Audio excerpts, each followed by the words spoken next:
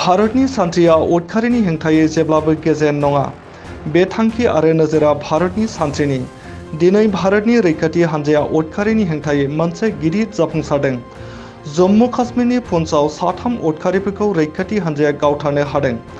सान्थ्रिनि सुलुङा फोरमायनाय बायदिब्ला बिसोर साथाम उदखारिखौ गावथारनो हानानै भारतनि सान्थ्रिया सासे उदखारिनि गोथै देहाखौबो लाबोदों। सान्थ्रिनि बिबानगिरि देवेंद्र आनंदआ बुंनाय बायदिब्ला जम्मुनि पुन्च सेक्टराव उदखारिनि हाबफैनायखौ मिथिनानै रैखाथि हान्जाया सोरगिदिं ओनसोलखौ अपारेसन खालामो। बेनि उनाव मोननै बिथिङाव हरखाब गावलायनाय जाथाया सोमजियो। जाहोनाव रैखाथि हान्जाया बिसोर साथाम उदखारिखौ गावथारनो हानायाव जाफुंसारदों। बे जाथायनिफ्राय उदखारिनि गोहोगोरा हाथियार आरो गुलिखौ बोखांनो हाबावदों होननानै रैखाथि हान्जानि सुलुङा फोरमायदों।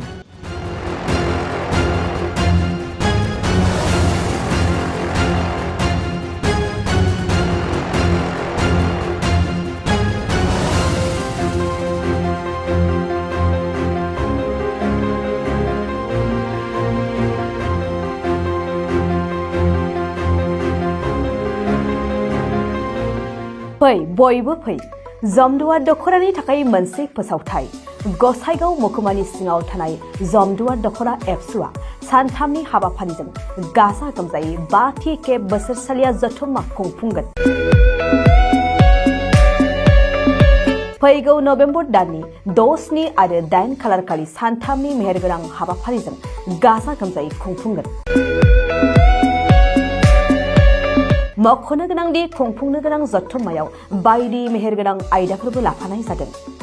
बेबायदिनो भलिबल, काबादि, खन्थाइ आवरायनाय, लिरनाय बायदि बायदि दिन्थिफुंनाय आयदाफोर लोगोआव जांख्रिथायारि देंखोगिरि दैख्लं खुंगुर बसुमतारी देंखोमु 1, 2, 3 मेथाइ खननाय बादायलायनायबो लानाय जागोन। फारि बायदियै देंखोमु 1, 2, 3 मेथाइ रोजाबनायाव दख'रानि बेन्दोंआव थानाय गामिफोरनिफ्राय 14 बोसोरनिफ्राय 30 बोसोरसिमनि गेजेराव थानाय बिजाथिफोरा मेथाइ रोजाबगिरिफोरा बादायलायनायाव बाहागो लानो हागोन। मोनाबिलिनि हारिमु बादायलायनायाव गाव गावनि रोंगौथिजों बिजाथिफोरा बाहागो लानो हागोन।